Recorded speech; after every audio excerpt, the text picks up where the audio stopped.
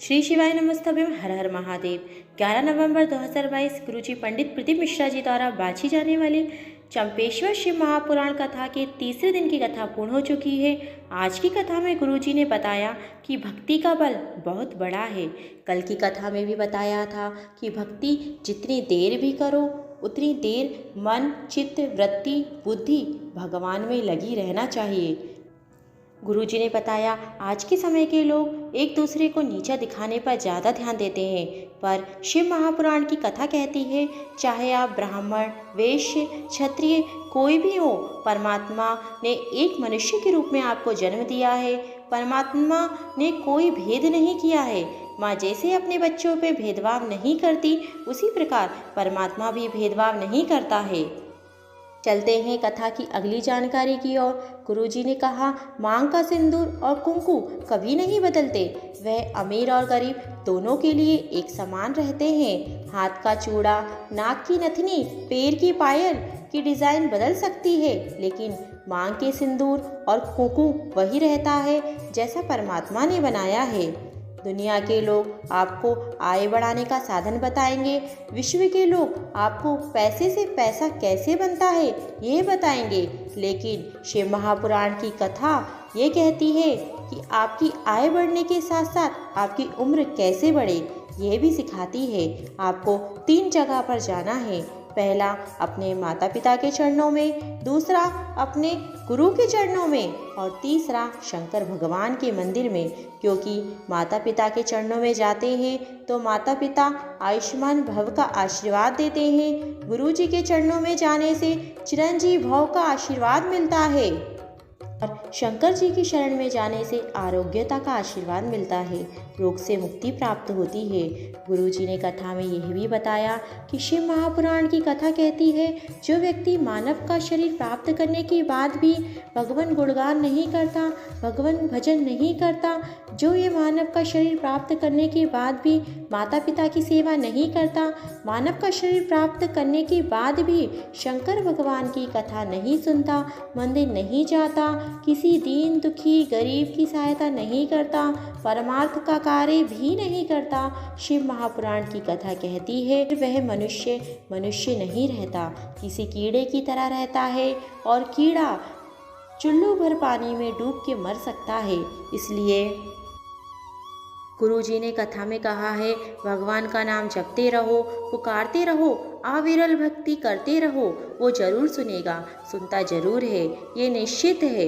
एक बार नहीं सुनेगा, दूसरी बार तो सुनेगा ही। बढ़ते हैं कथा की अगली जानकारी की ओर। चंदाबाई साहू छत्तीसगढ़ से पत्र लेकर आई हैं। उनके चेस्ट में गठान हो गई थी। फिर मुंबई एम्स में उन्होंने जांच कराने के लिए डॉक्टर ने दोनों तरफ की गांठ बताई और फिर ऑपरेशन करने को बताया।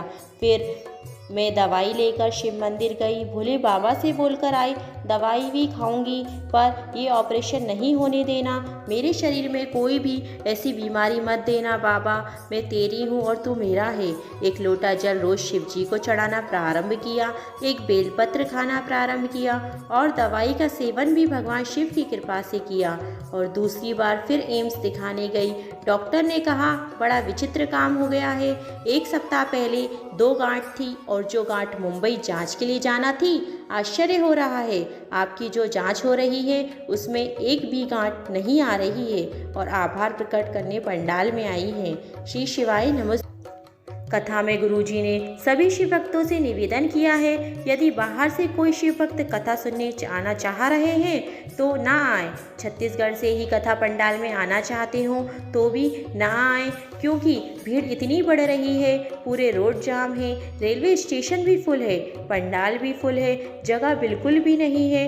अब अगली कथा होगी तब आना। शिव महापुराण की कथा के अनुसार गुरुजी ने जीवन में उतारने वाली बात कही है। जिस बेटी का विवाह हो जाए और बेटी जब ससुराल जाए तो बेटी को ये अवश्य बताएं कि ससुराल की छोटी छोटी बातें मायके तक ना पहुंचाएं, उसको ससुराल में ही समाप्त कर दें।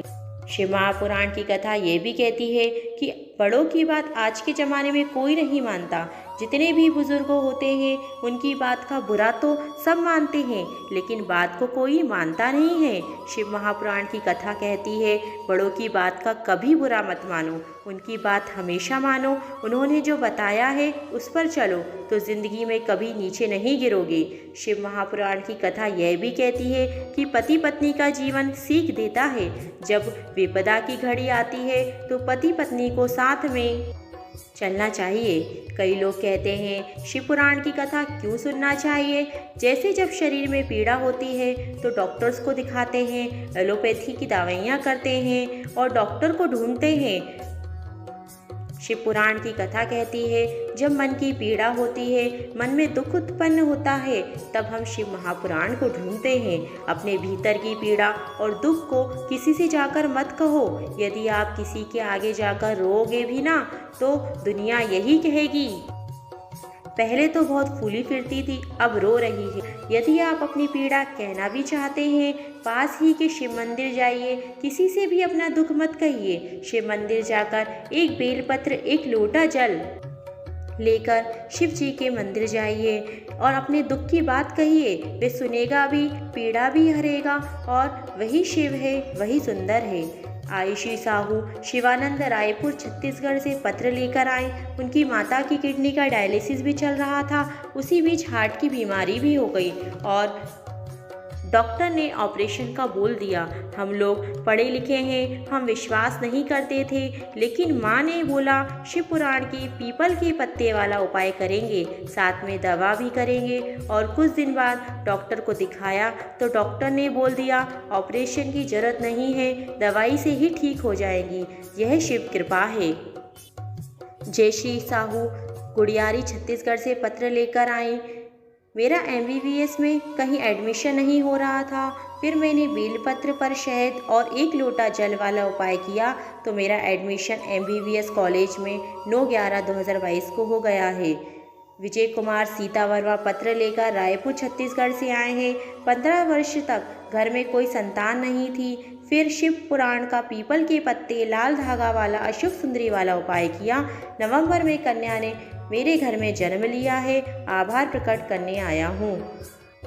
बढ़ते हैं कथा की अगली जानकारी की ओर। शिव पुराण की कथा कहती है, जिसके हृदय में भगवान शंकर बैठे हैं, जो भगवान शंकर का भजन करता है, भगवान शिव की पूजा पाठ करता है, उसका दिल कभी ना दुखाओ, वरना जिंदगी नरकों जैसी हो जाती है। कल भी कहा था और आज की कथा में भी कह रहे हैं, शंकर जी के मंदिर जाने वाली चाहे बेटी हो, बेटा हो, माताओं से भी कहेंगे पुरुषों को भी नियम बना दो, सुबह 1 लोटा जल चढ़ाने जरूर जाएं। ऐसा गुरु जी ने व्यासपीठ से निवेदन किया है। आपको कथा का सार कैसा लगा? आज की जानकारी आपको कैसी लगी? शिव पुराण कथा सार सुनने के लिए चैनल को सब्सक्राइब कर लीजिए। और कोई प्रश्न पूछना चाहते हैं तो कमेंट में पूछ सकते हैं। कमेंट में हर हर महादेव जरूर लिखिएगा। श्री शिवाय नमस्तभ्यम।